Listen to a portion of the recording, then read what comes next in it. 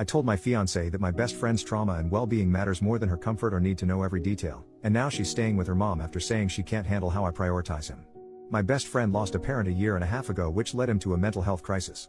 Our friend group has been picking up the pieces ever since. He's doing much better now that he's in therapy, but he's definitely gone through it. What has complicated matters worse is my fiancée. It goes without saying that I love her, but she is the definition of a busybody sometimes. My best friend is a very private person. She knows something happened with him, but she doesn't know the details of what that something is.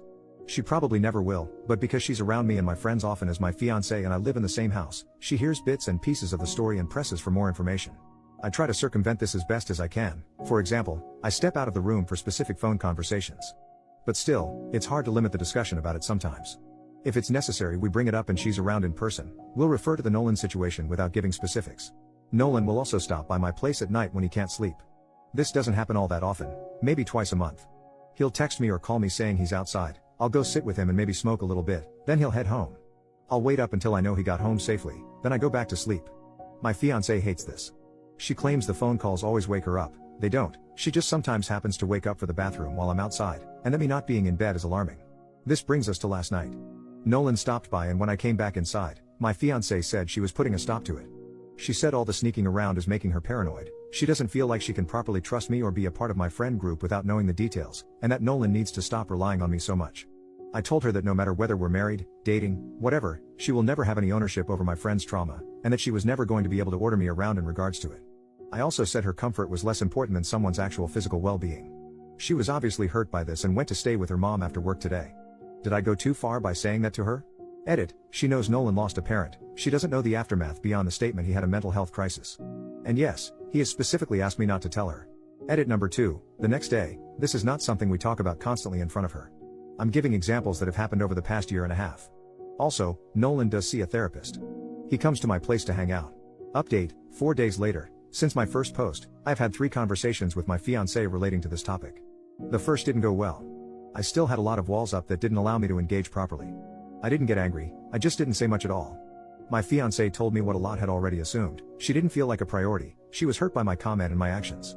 She gave me specifics on what needed to change if we were to continue. I told her I needed time, and she went back to the parents' house for the night.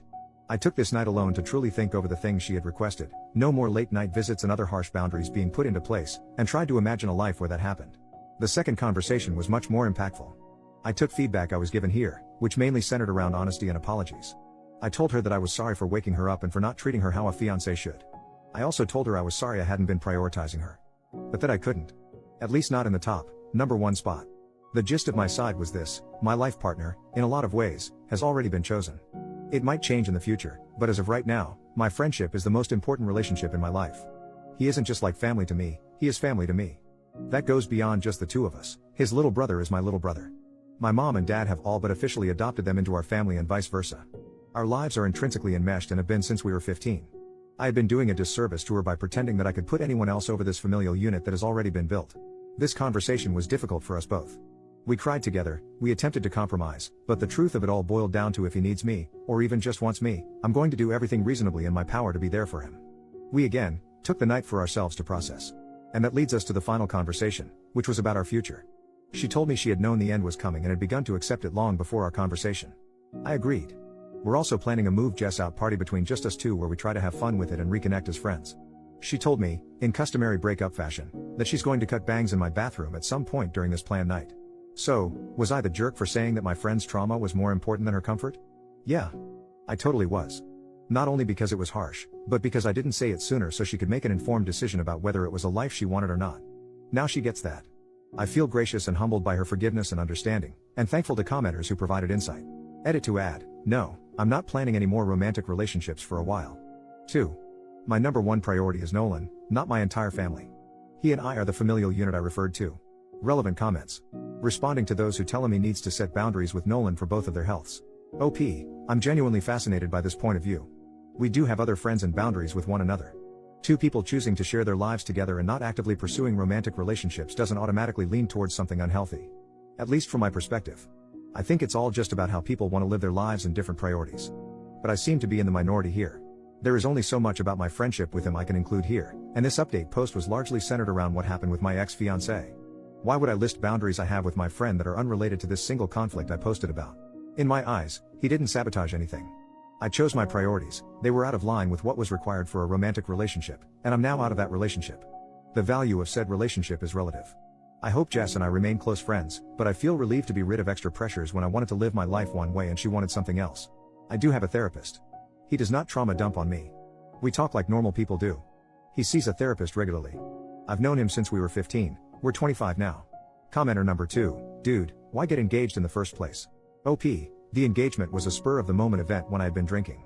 I wouldn't say it's something I regret because I think both she and I knew it wasn't a marriage is right around the corner, let's start planning now situation. I mostly just regret not having an honest conversation with her up front about the different places people took up in my life. That was a huge mistake on my end. Commenter number 3, are you attracted to Nolan?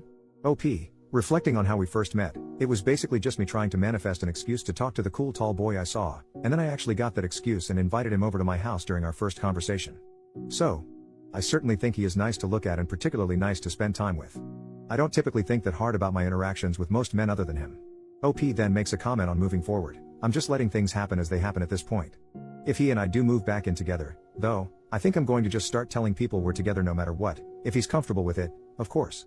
There's too many people who don't get that I do not want a romantic relationship in any shape or form going forward, outside of this, and if this whole thing has taught me anything, it's that I don't want to be stuck answering questions about it my entire life. Lol. OP when asked about his ex-fiancée, she's the one that suggested we remain friends.